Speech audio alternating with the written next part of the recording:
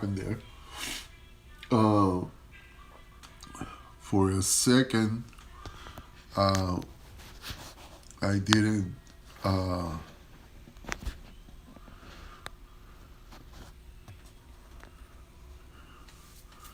I didn't get.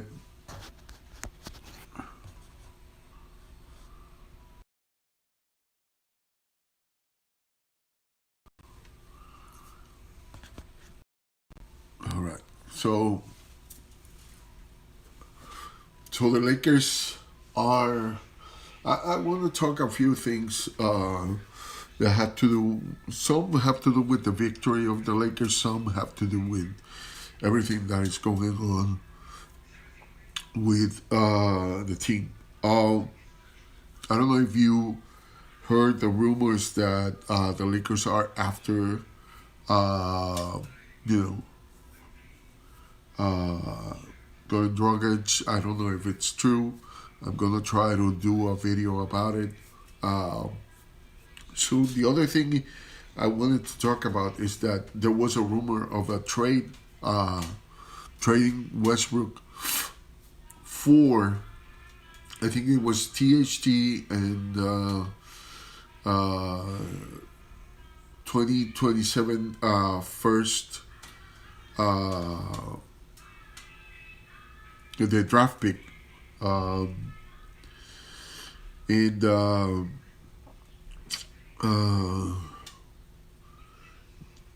Westbrook was going to go to Houston, and in the trade, it was going to be John Wall and Christian Wood. Apparently, that's the first time I hear about that. I don't know how you feel about it. Christian Wood would have been a good addition. A lot of people have been asking the Lakers to get Christian Wood because he would be kind of like the best uh, uh, guy to accompany Anthony Davis because he's got the moves and he shoots threes. And even though he's also injury prone, but it's more difficult. It makes it more difficult for the defense to lock on any of them. And you know that the Lakers had like that advantage when they were using two big guys at the same time. Even though they play mostly small ball, my allergies are killing me.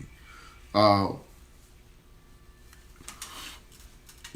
but this is the thing about all this. The Lakers, uh, you know, besides anything, have shown intensity in the last few games, uh, and it's been increasingly good in that sense. I don't know if it's because now they realize they may not make it to the playoffs, but at least it gives us fans something to look for watching the games or if you buying tickets in the stadium. So that's important because the morale of the fans. If you ask in Twitter especially, uh, has been a little bit down, a little bit of uncertainty. But if you saw this game, you enjoyed it big time because we won, right? But because certain things also happened in this game. Westbrook was finding people. He was, he attacked the basket and made things go. Malik Monk, he keeps going into being that third guy when AD is not there, and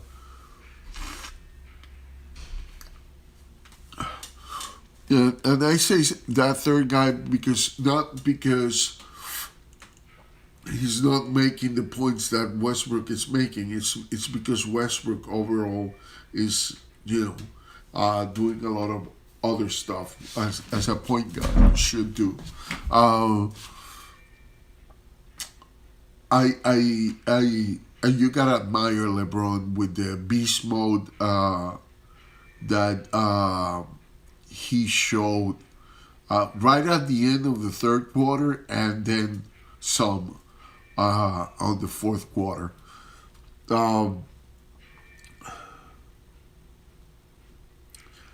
LeBron doesn't need a really good team to stack victories, as we can see.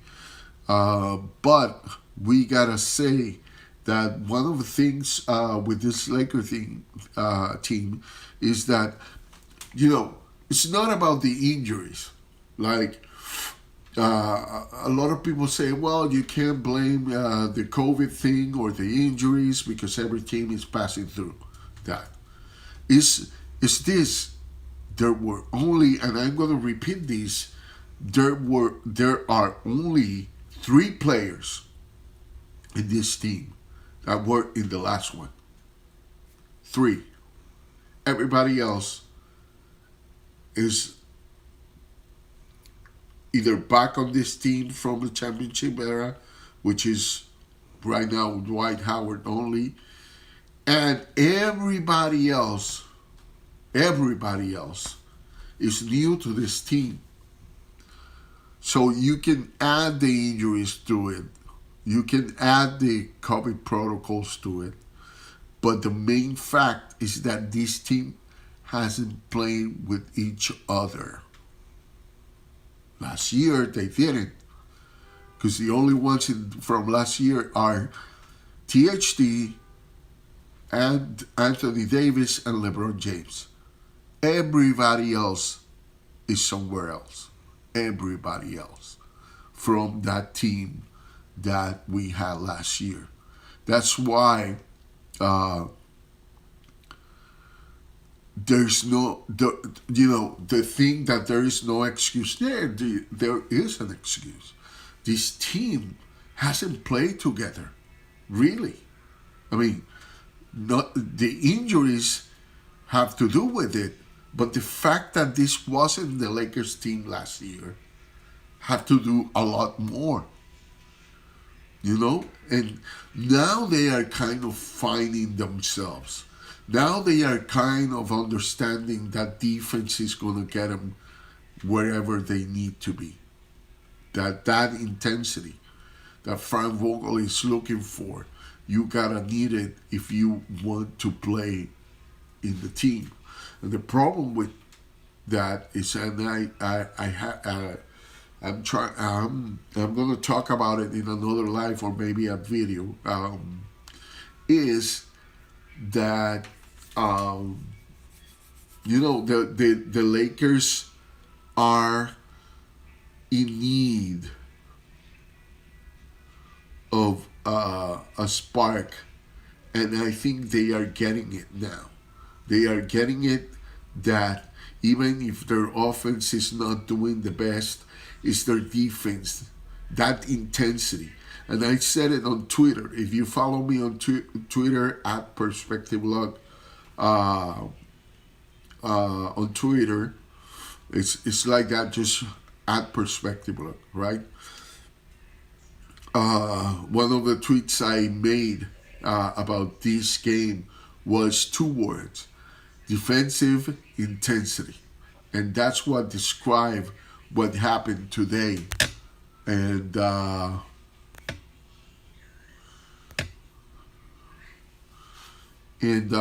so let me move the chat to the side.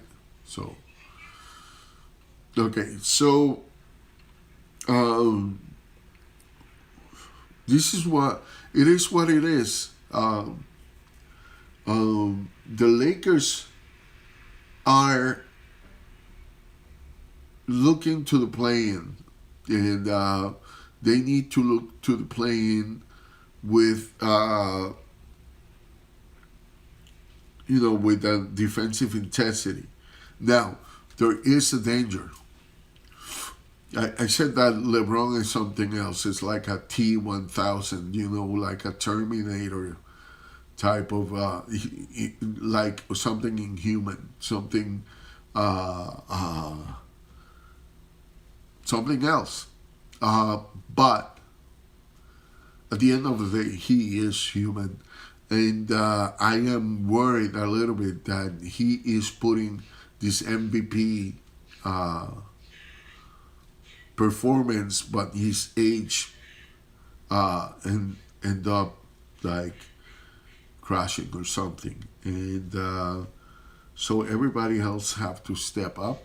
And we are watching bits there, there and over there, and of players who are stepping up. But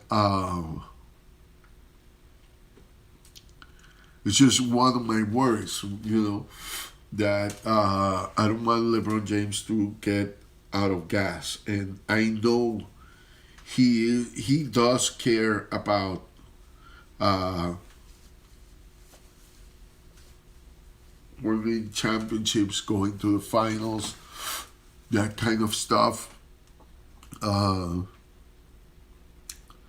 so, that's how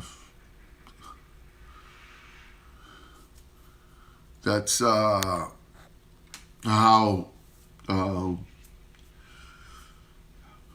how I view this thing. How I'm worried about that. I'm glad he's doing it. I'm glad he's having an MVP type of, and if he can turn around this uh, Lakers string of just defeat, and one victory in between, and then another defeat. If he can turn that around, he should be considered for as an MVP candidate, as a strong MVP candidate. Doing this at 37 is just, you know.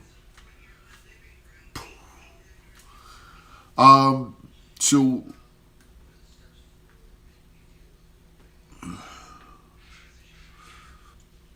sometimes I'm reluctant that to make changes on this team, and the reason I am reluctant to that is because the Lakers are not playing together that much. They haven't played together that much, and what I'm talking about is, like I said, it's not just the injuries, but the fact that this team was assembled this year. Pretty much the whole team. So when that happens, you don't expect a team like that to be a championship team. And the only reason we are talking about this team as a championship team is because we have 3 stars, and we have Malik Monk, and we have a fourth star in Carmelo Anthony, because he can still make a lot of threes, a lot of shots. He's a bucket getter and all that kind of stuff. And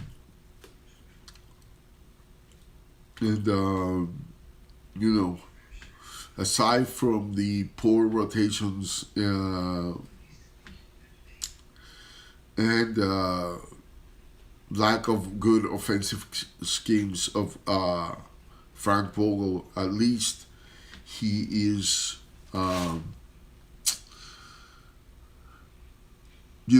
trying to put his magic wand on the defense.